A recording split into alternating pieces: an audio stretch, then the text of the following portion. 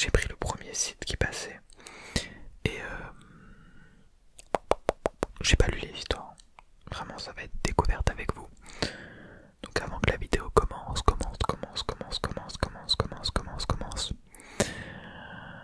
Alors déjà, vous avez vu, j'ai des lunettes. En vrai, j'ai des lunettes depuis que je dois avoir 5-6 ans. Mais en fait, quand je suis chez moi, je les mets rarement. Enfin, j'oublie de les mettre. Et du coup, bah, quand je tourne des vidéos, je les ai pas. Ça va de soi, ça va de soi, ça va de soi, ça va de soi. Mais là, j'ai la flemme de pas les avoir en fait. Là, j'ai envie de les avoir. Donc, vidéo avec lunettes. J'espère que ça vous choque pas trop, choque pas trop, choque pas trop. Choque pas trop, choque pas trop, choque pas trop, choque pas trop. Deuxio, j'avais pas dit, mais c'était primo. Deuxio. Vous avez vu que j'ai détaché le Blue Yeti. J'avais envie de tester, de voir ce que ça fait. Et en plus, ça me permet d'avoir le socle pour maintenir le téléphone. C'est plutôt pas mal. Par contre, je sens que je vais m'amuser après en rattachant le Blue Yeti. Parce que regardez-moi tous ces boulons là, ces vis. Ah mais non, vous voyez pas. Voilà, il n'y a que des trucs comme ça, il y en a une dizaine. Une dizaine donc. Je sens que je vais m'amuser. En bon mécanicien que je suis. Excellent. 3io. J'espère que la vidéo va vous plaire. Quatrième mot, je sais pas comment on dit. J'aimerais bien savoir si le son est bon. Si vous avez des conseils pour régler le Blue Yeti, je suis preneur parce que j'aimerais bien arriver à une qualité vraiment digne de ce nom. Ce que je vois bien dans mes vidéos que la qualité est pas hyper bonne. Moi, vous me dites ouais, si elle est très bien, elle est très bien, elle est très bien. Après peut-être que pour vous ça vous convient parfaitement, mais j'ai l'impression quand même que ça pourrait être mieux. Donc s'il y a des ingénieurs du son parmi vous, j'aimerais avoir des petits conseils. Des petits conseils.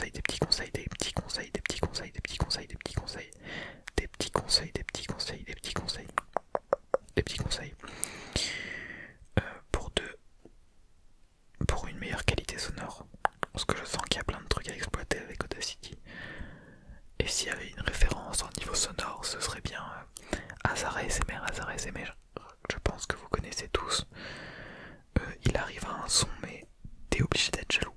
Bon, après, il y a sa voix qui doit jouer, aussi la pièce dans laquelle il se trouve, mais son micro il est réglé à la perfection. C'est magique à ce niveau-là. C'est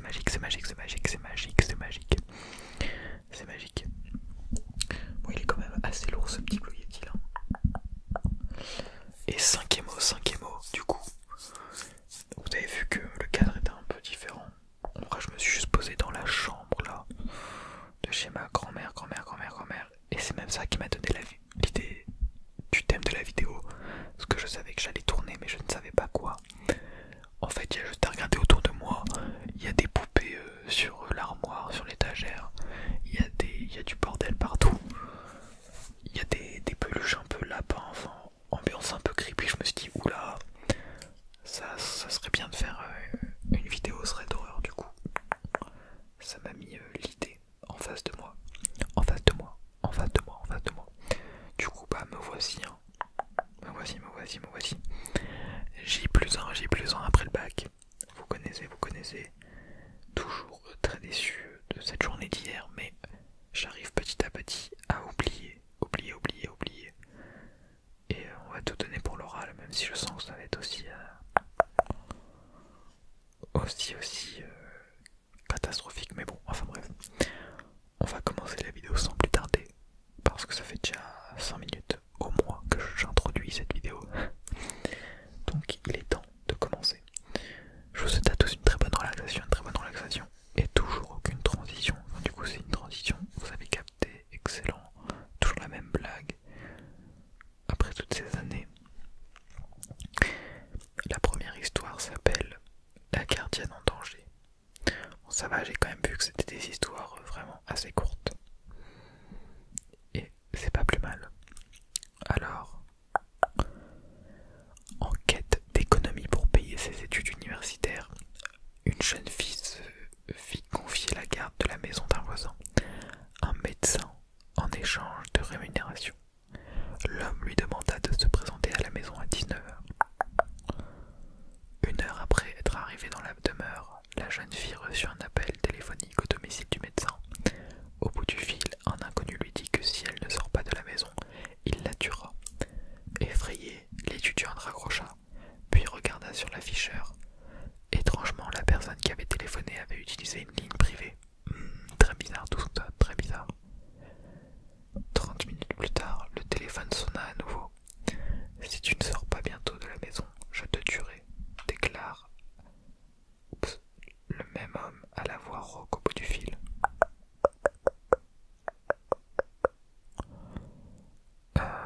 Terrifiée, la jeune fille raccrocha et appela la téléphoniste. Cette dernière lui suggéra de garder l'homme en ligne environ 1 minute pour qu'elle puisse retracer l'appel, si cela devait de nouveau se produire. Et 30 minutes plus tard, le téléphone sonna de nouveau. Le même homme, la gardienne, parvint à le garder en ligne, malgré sa terreur. Il lui répétait de sortir de la maison, maintenant où il la tuerait. La téléphoniste rappela aussitôt pour sommer l'étudiante de sortir de la maison le plus rapidement possible. L'appel provenait de la 2e ligne de la maison, celle du 2e étage. Oh mince.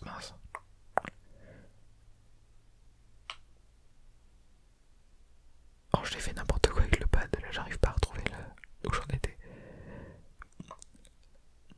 L'appel provenait de la 2e ligne de la maison, celle du 2e étage. L'assassin se trouvait donc dans la maison. Oh, très creepy tout ça, très creepy comme on aime.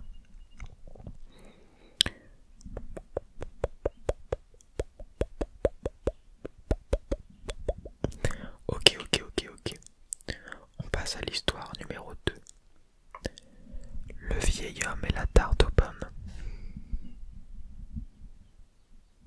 Le soir de l'Halloween, déjà qui dit l'Halloween? Tu peux pas écrire une histoire et marquer l'Halloween. Tu dis Halloween. Mon Dieu. Le soir d'Halloween, un vieil homme du New Jersey a été retrouvé mort dans la cuisine de sa maison. Oh bah, ça commence bien. Il vivait seul avec sa femme.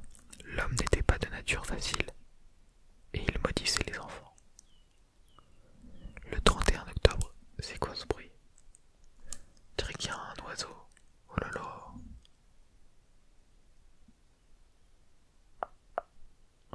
Remarquez, c'est pas improbable parce que bon, il est quand même assez tard, 22h49, mais bon, il a fait chaud aujourd'hui. Hashtag canicule excellent. J'espère que vous, où vous vivez, ça se passe bien. Vous avez bien vécu la canicule.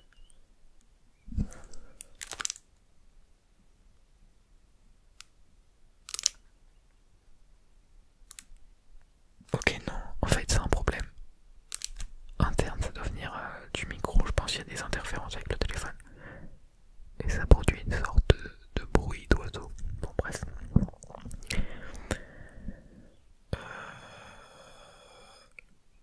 Bon, je vais reprendre l'histoire depuis le début du coup. Le soir d'Halloween, un vieil homme du New Jersey a été retrouvé mort dans la cuisine de sa maison. Il vivait seul avec sa femme. L'homme n'était pas de nature facile et il maudissait les enfants. Le 31 octobre au matin, le vieil homme avait minutieusement inséré des lames de rasoir dans des pommes qu'il prévoyait de distribuer aux enfants le soir venu, mais non, tu fais pas ça.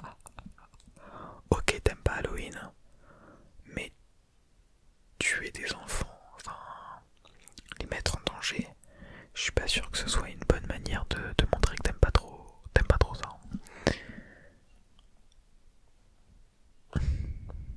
Attendez, je remonte encore. L'histoire racontée en 20 minutes alors qu'il y a 10 lignes. Ouais, mais en fait il aime pas les enfants, mais bon bref, il est chelou le mec là. Waouh.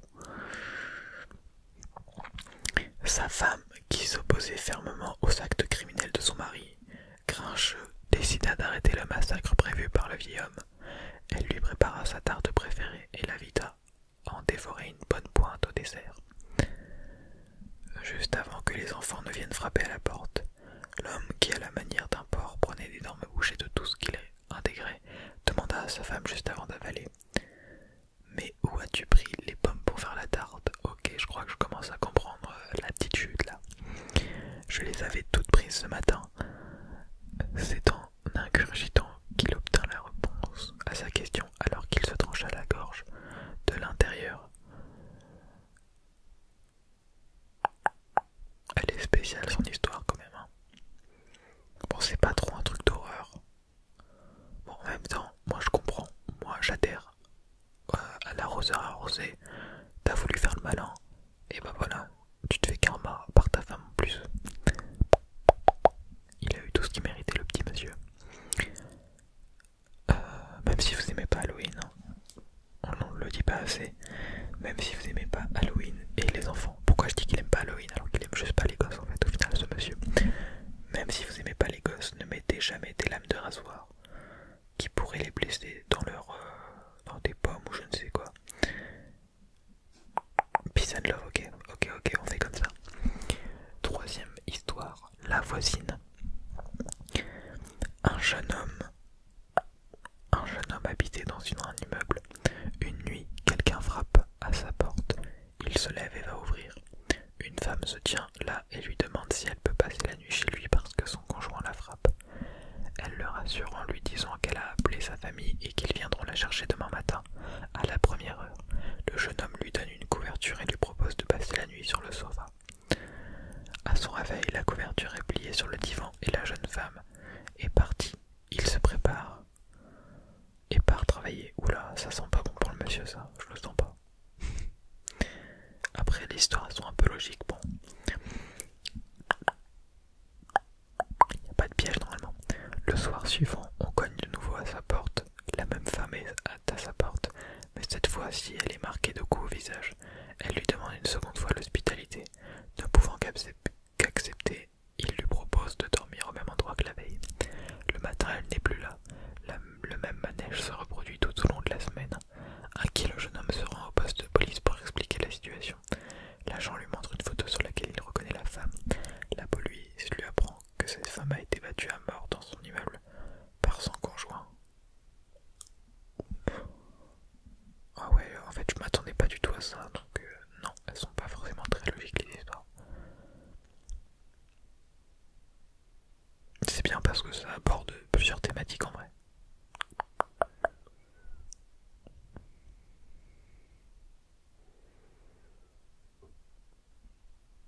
Ouais, mais du coup on s'éloigne de plus en plus des histoires d'horreur, mais au final c'est pas plus mal. Des histoires un peu comme ça qui font réagir. Je pense qu'elles ont été écrites par des gens, enfin par des gens oui forcément, mais par des personnes comme ça, comme vous et moi, qui n'ont pas pour métier de faire ça, je pense. Enfin, je sais pas. La Dame Blanche. Il existe plusieurs versions de cette histoire. Bah oui, très connue l'histoire de la Dame Blanche. C'est vrai que vous allez dans différents endroits en France, même je pense dans d'autres pays, vous allez dans plusieurs régions différentes, les gens connaîtront l'histoire de la Dame Blanche, mais c'est jamais la même histoire. Et c'est assez marrant. Selon des témoignages, elle aurait été vue autant en Europe qu'en Amérique.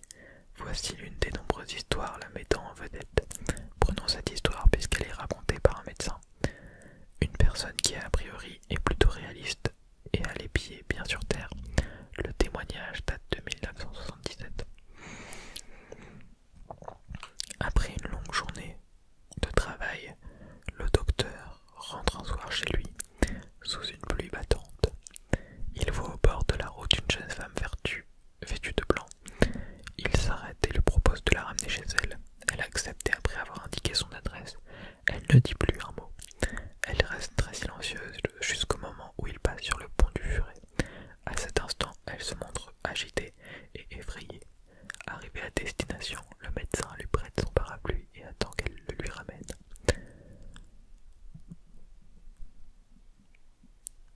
Ne la voyant pas revenir, il sonne à la porte. Un couple lui ouvre. Il raconte alors son histoire et décrit la jeune fille. Le couple, visiblement très ému, lui apprend alors qu'il s'agit de leur fille unique ayant perdu la vie en moto au pont du Furet des années auparavant.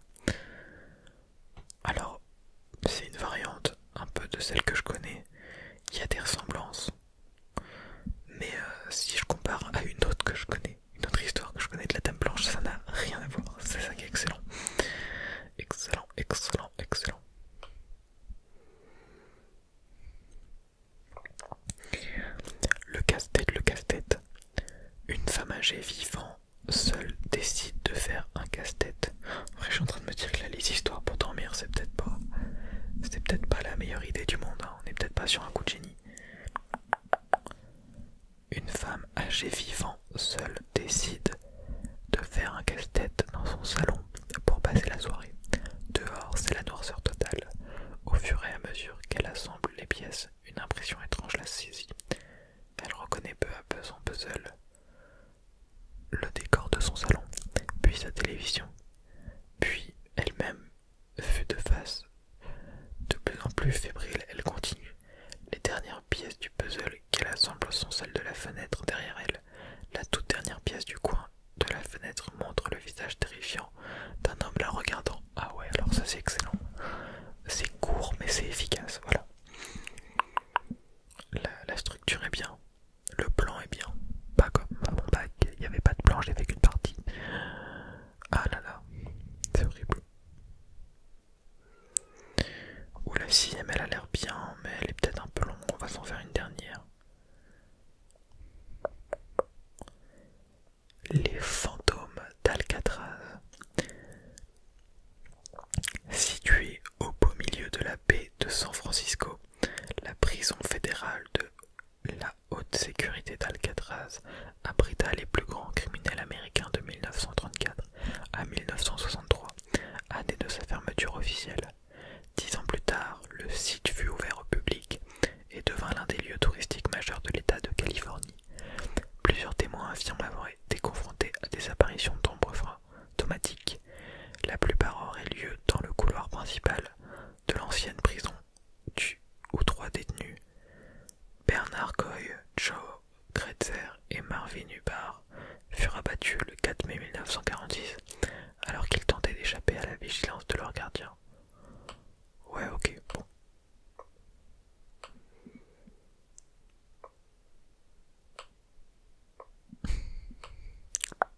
Pareil, a fait le taf cette histoire, plutôt courte. Une bonne chute, une bonne chute, une bonne chute, une bonne chute, une bonne chute. Je crois que cette vidéo touche à sa fin. On arrive au dénouement, au dénouement, au dénouement, au dénouement, au dénouement. Pourquoi il y a une dame vêtue de blanc devant moi qui me regarde, qui a un Blue Yeti dans la main aussi.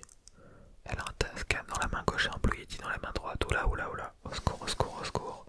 Psst, excellent. C'était une mise en scène. Et oui, il y a vraiment personne devant moi. Il y a une porte. Non, en vrai, il y a tellement de trucs autour de moi, mais c'est un truc de ouf. Je pense que j'aurais pu en faire une vidéo triggers avec tout ce qu'il y a, mais bon, je me suis dit, j'en ai déjà fait une récemment, donc on va peut-être pas abuser des bonnes choses. Mais là, c'est sûr que ça va peut-être un peu farfelu. J'en ferai peut-être une avant de partir, avant de rentrer chez moi. En tout cas, j'espère que cette petite vidéo vous a plu. Je compte bien refaire des vidéos de ce genre si ça vous plaît. Si ça vous plaît, n'hésitez pas à me le faire savoir. Alors ça, c'est trop stylé par contre.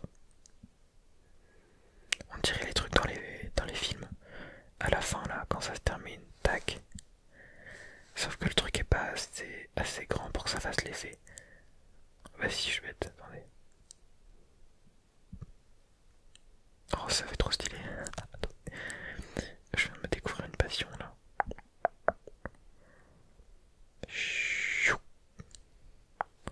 Et si je fais comme ça, non, ça marche moins bien. Je crois qu'on va faire la fin comme ça. En tout cas, j'espère que vraiment cette petite vidéo vous aura plu. Oui, n'hésitez vraiment pas à me dire si vous voulez en revoir de ce style. Parce que là, je pense que je peux en dégoter plein d'autres sur d'autres sites, des histoires. Il n'y a pas de souci. Même si vous avez des thèmes particuliers sur des threads que je pourrais faire, il n'y a pas de souci. Moi, j'adore faire des vidéos où je chuchote simplement. Voilà, c'est un dialogue entre vous et moi. Moi, il n'y a pas de souci. Je suis tout oui à l'idée de faire ça tout simplement. Et bien, je n'ai plus qu'à vous souhaiter une bonne nuit. Et à bientôt.